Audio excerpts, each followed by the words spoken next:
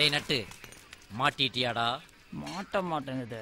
எப்ப டிங்கரிங் பார்க்க போற? பட்டி பார்த்ததும் பார்க்க வேண்டியதுதான். பட்டி பார்க்க முன்னாடி உன் பாடி ஒரு வாட்டி தட்டி பாத்துக்கடா. மாஸ்டர், பின்ன என்னடா இந்த பீடிக்கு அந்த பாடிக்கு ஒர்க் அவுட் ஆகுமாடா? எவ்வளவு நாளா இந்த மேட்டர் ஓடுது? வாட்டர் வரும்போதுல இந்த மேட்ரு மாஸ்டர். என்னடா நட்டு வளர்ற?